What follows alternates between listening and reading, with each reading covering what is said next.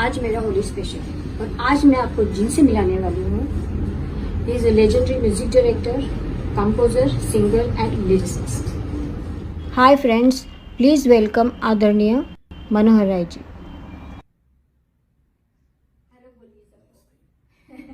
नमस्ते। बहुत अच्छा लगा आपसे मिलकर। कितने दिनों बाद हम मिले नहीं? यस। आप भी बिजी, हम भी बिजी। यहाँ की लाइफ तो ऐसी ही है। I know. मुंबई की लाइफ जो है वो बड़ी अजीब है। और अभी तो कोविड की वजह से हम कहीं जा भी नहीं पाते, किसी के यहाँ ना मिल पाते हैं। हाँ। बिल्कुल। गुरुजी, आपसे पूछना था कि आपको ये संगीत में रुचि कब और कैसे? मैं गिफ्टेड हूँ। बचपन से ही मैं 3 साल की उम्र में अच्छा हारमोनियम बजाने लग गया था। अरे वाह। 3 साल में? 3 साल की उम्र में। किसी ने सिखाया आपको? नहीं। तो घर में कोई बजाता होगा? घर में हारमोनियम था। अच्छा, तो उसको लेके पहली बार मैंने खोला। हाँ। मेरे पिताजी गए हुए थे कहीं बाहर। अच्छा, वो बजाते थे? हाँ, कभी कभार नया हारमोनियम लाए थे।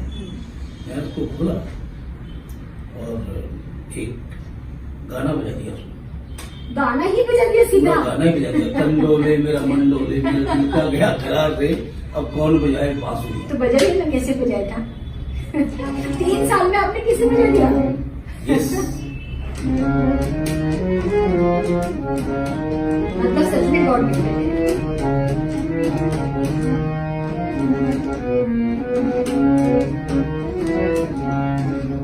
अरे वाह, मतलब सच में गॉड गिफ्टेड है। यस। तो तब मुझे मतलब खुद को ही ताज्जुब हुआ, ये क्या हो गया, क्या बच गया? हाँ क्या और ये कैसे बज गया है? तो मैं खुद शॉक हो गया था। अरे वाह। तो फिर धीरे धीरे करके बजाने लग गया, फिर आदत हो गई। फिर आपके पिताजी ने भी आपको सपोर्ट किया? नहीं, बिल्कुल नहीं किया। अच्छा। उनके सामने तो कभी मैंने बजाया नहीं। मतलब हाथ ही नहीं लगा सकते? नहीं। वो जब काफी बड़ा हो गया था और जब जयपुर से मेरी शिक्षा दीक्षा जयपुर ही हुई। अच्छा। तो वहां से जब आता था तब फिर वो कहने लग गए कि कुछ नया कुछ सुनाओ। अच्छा। अरे वाह, तब उनको पता चला कि आप बजाते पता हैं? चला। नहीं, मैं मतलब टूर्नामेंट्स में मैंने राजस्थान टॉप कर लिया था म्यूजिक में। अरे वेरी गुड। बिना किसी के सिखाए? बिना किसी के सिखाए। जयपुर तो मैंने ज्वाइन कर लिया था। अच्छा। गुरुजी का क्लास। अच्छा। यस। हमारे गुरुजी थे राजेंद्र जी भट्ट। तो वो मठाधीश थे। अच्छा। और बड़े भारी, बड़े अच्छे संगीतज्ञ थे। तो वो मेरे नाम सुना है? फर्स्ट गुरु है। जी। तो वहाँ सीखता था थोड़ा बहुत और अपनी पढ़ाई भी करता था। फिर कठिन होता होगा ना उस समय संगीत? बहुत कठिन। हाँ। क्योंकि इस समय सबकी मानसिकता ये थी कि पहले पढ़ाई करो, ये सब चीजें नहीं करो, पहले वो इतना प्रेशर था ना पढ़ाई का। हाँ। कि जबरदस्ती लोगों ने साइंस दिलवा दिया। Physics, chemistry, mathematics. साइंस कैसे करेगा? Physics, chemistry, mathematics. Oh my God. वो इतना वो 10th तक तो चल गया। हाँ। उसके बाद जब पीयूसी ज्वाइन की, पीयूसी में प्री यूनिवर्सिटी कोर्स हाँ। कॉलेज में होता था पहले, आज है कि नहीं मालूम नहीं। तो वो जब ज्वाइन किया तो सब कुछ इंग्लिश में हो गया। उसके पहले सारे सब्जेक्ट नहीं, उसके पहले नहीं था। तो इंग्लिश एक ऑप्शनल सब्जेक्ट था। लेकिन वो सबका सब मामला पूरा का पूरा गड़बड़ हो गया। फिर मुश्किल आई, बहुत ज्यादा मुश्किल आई। और म्यूजिक की तरफ इतना बढ़ गया था कि वहां से एग्जाम देना शुरू कर दिया, लखनऊ से, लखनऊ विद्यापीठ से। तो उसमें मेरे म्यूजिक में तो 95, 98 आते थे। लेकिन फिजिक्स में जो है वो 150 में से मुश्किल से 10 नंबर। क्योंकि म्यूजिक में आपको इंटरेस्ट था पूरा। तो आपने कब सोचा कि आपको संगीत में ही करियर बनाना चाहिए और कब आया मुंबई? मैंने कुछ भी नहीं सोचा, वो अपने आप होता गया। ऐसा? हाँ हाँ, ये मैंने जरूर सोचा कि अभी मुझसे ये सब्जेक्ट मतलब साइंस जो है वो चलने वाला नहीं है। तो फर्स्ट ईयर किया, फिर उसके बाद में बीएससी छोड़ के चला आया मुंबई आ गए। हाँ, नहीं तो बीएससी भी कुछ न कुछ तो हो ही जाता था, लेकिन फिर ये चांस मुझे नहीं मिलता था मुंबई आने का।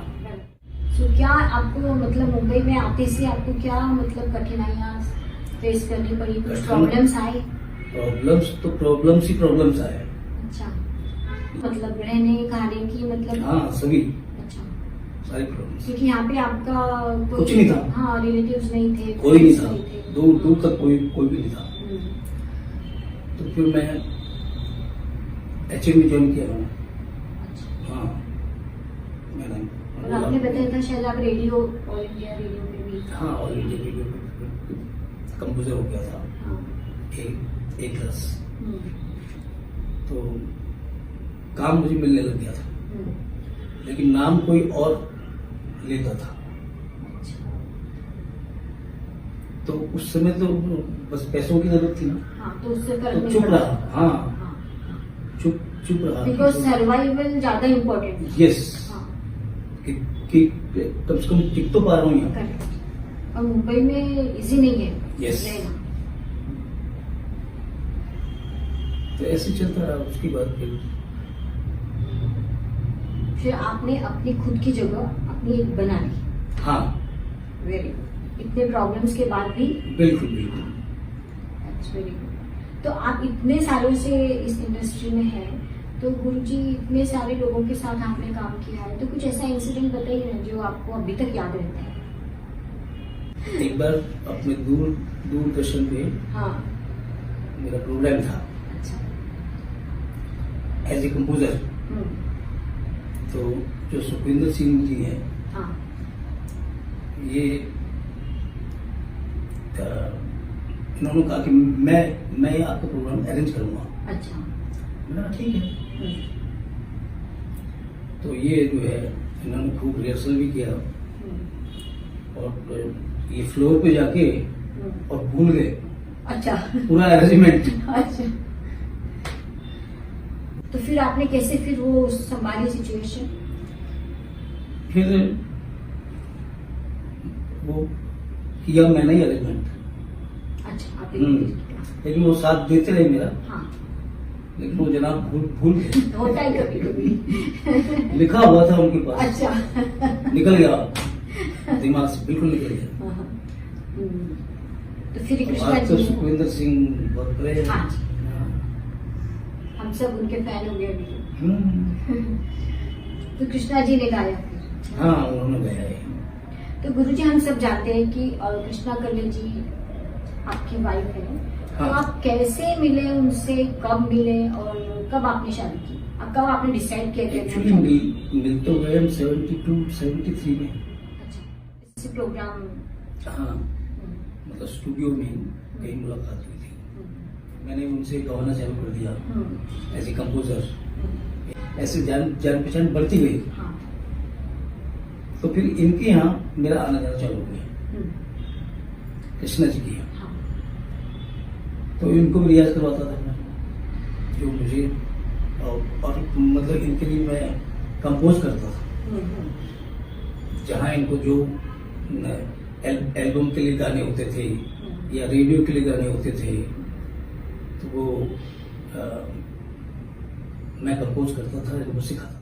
आपने भाग की शादी की? भाग की शादी। मुझे पता है। उसके बाद? लेकिन 12 साल बहुत थे। 12 साल में? हाँ, एक दूसरे को समझने में टाइम चाहिए ना। समझते कि काम करते थे ना साथ में। हाँ, तो बिजी थे। बिजी भी थे, और फिर लोगों ने कुछ उंगली उठाना भी शुरू कर दिया। तो उससे क्या ये होता? प्रेस वाले जो है, हाँ, हाँ। ये लोग कुछ अनशन, मैंने कहा इससे बेटर ये है कि कर लो। और शादी करो। हाँ। तो गुरुजी, जब आप और कृष्णा जी साथ में स्टेज शोज करते थे, तो ऐसे बहुत सारे फनी इंसिडेंट या ऐसे कुछ ऐसे हुए होंगे बातें जो आप अभी भी याद करते हैं?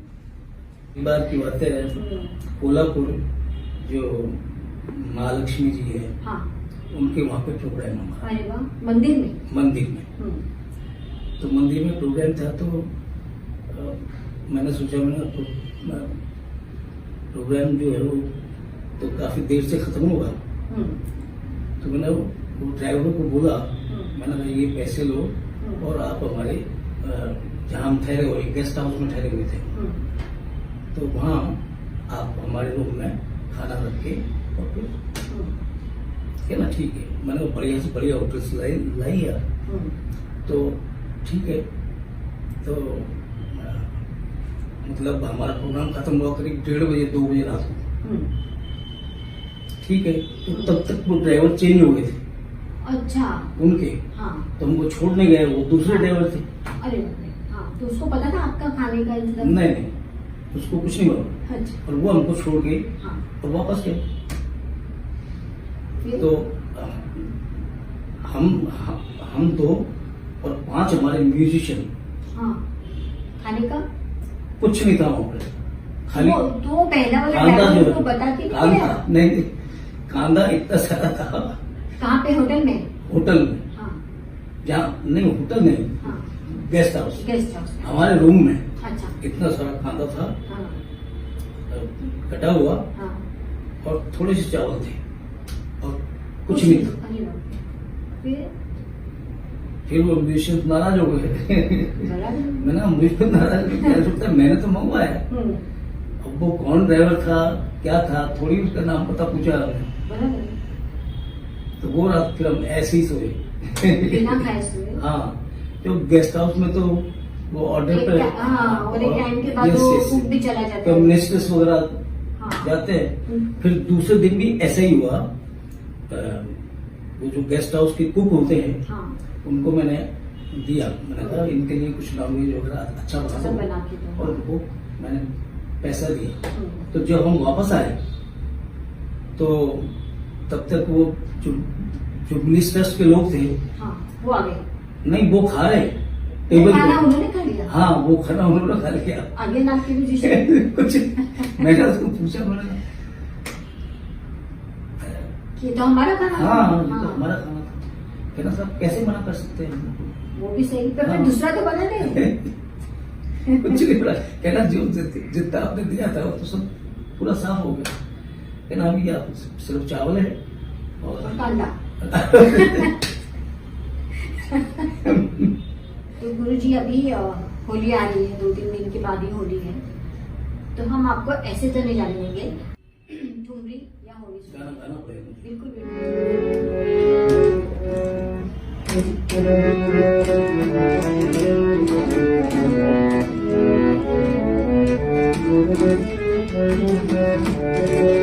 ऐसो चटक रंगदार दियो शाम मेरा, ऐसो चटक रंगदार दियो शाम मेरा, चुनरी में पड़ गयो दाग रे, ऐसो चटक रंगदार दियो शाम मेरा, चुनरी में पड़ गयो दाग रे, ऐसो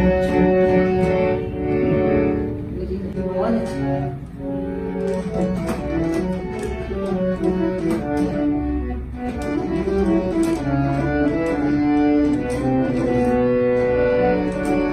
एक और देखिए।